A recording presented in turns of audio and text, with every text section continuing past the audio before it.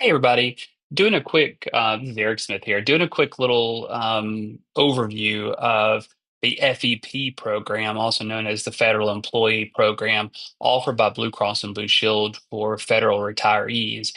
As you guys know, the past couple of months, there's been lots of layoffs within the federal government.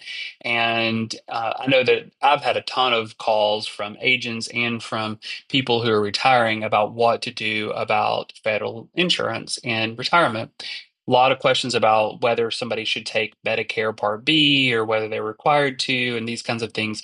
We're actually going to do the first Friday this month, next month, sorry, on this exact topic. So this is just a quick little overview of a brochure that Blue Cross Blue Shield FEP program offers that I thought would be very helpful just to kind of show you some basic things. But highly recommend you guys jump on to our first Friday call in June because that's what we're going to talk about. We're going to do a deep dive into the federal retiree program. So just to kind of scroll through, and I'll make sure everybody gets this brochure as well. That's just available on the internet. I didn't do anything special. But one of the questions that I get all the time is, should somebody who has Medicare have Medicare A and B if they have federal insurance? And the answer is they don't have to. A lot of people who have federal insurance may just have Part A only. They don't have to have Part B. But the problem is that if they don't have Medicare Part B and they want to get it at a future date, then that Part B premium will also come with a penalty. They'll only be able to get it during the general election period, which is January through March the 31st. And for all the years they've gone uncovered, they'll have a 10% penalty on that premium. So I always recommend somebody who is a federal employee to go ahead and get Medicare Part B. One thing that we want to make sure that everybody knows is that if somebody is going to be on Medicare and have the federal employee program, I highly recommend them having the Federal Blue Basic Plan. So there's lots of different options, and I'll show it to you in just a second. But the Federal Blue Basic Plan is the one that I highly recommend because that is going to give somebody $800 toward their Part B premium. And if they have a spouse, $1,600 towards their Part B premium. And that would be really, really helpful for somebody who, is eligible, because they have Medicare A and B and the federal employee program. But one of the things I just wanted to kind of scroll through and show you, most of the people who you're going to run across who are retiring probably have the standard plan. The standard plan is what the vast majority of people have who are actively working. But once you retire, you really should have the basic plan. And if you notice, these are the co-payments that somebody would pay if it was a federal employee that has both Medicare A and B. So what's happening in this situation is the FEP program is really acting as a Medicare supplement policy, and Medicare is paying first as primary. And then whether or not I have the basic plan or the standard plan, my co-payments are zero. So you'll see in just a second as we kind of scroll through that the standard benefits and the basic benefits co-payments, if I have Medicare A and B, are exactly the same. The one thing to keep in mind is the premium. So if I've got Federal Blue Basic versus Standard, then I'm paying $245 a month as an individual, or $378 as an individual. So if I keep the Standard plan, then I don't have any money back toward my Part B premium. Plus, I'm paying, $130 more per month for the insurance. If I take the basic plan, my out of pocket is going to be zero because Medicare is paying first and basic is paying second. And then I'm also going to get $800 back toward my Part B premium.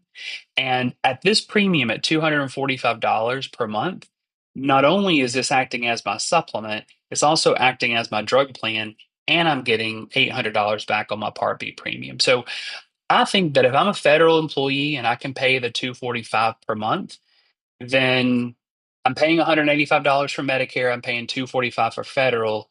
I'm getting $800 a year back on my Part B premium. I have no out-of-pocket expenses. Um, that's probably the direction that I would go if I'm offered this opportunity. Now, for Self Plus One, that's a little bit more expensive.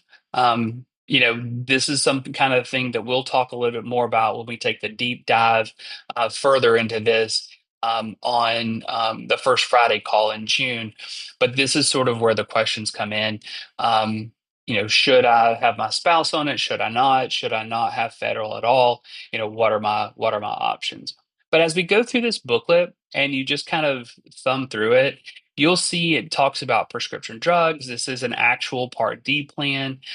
Somebody who has the basic plan, there's four tiers of prescription drugs. There's a $10 copayment for generics. Name brands are primarily going to be $45. Then you've got 50% for tier three, and really expensive drugs at tier four at 75%. So, I mean, $75. Still, the same applies on FEP as it does with all Part D plans. We've got a $2,000 max. So it is a true Part D plan. Um, and then this little brochure kind of gets into some deeper information. There's plenty of links here to take your clients into more detail about these plans. But it also talks about the medication payment program. That's what that's about. Um, I just think this is a very handy benefits brochure that everyone needs to have access to be able to kind of explain federal um, to your clients.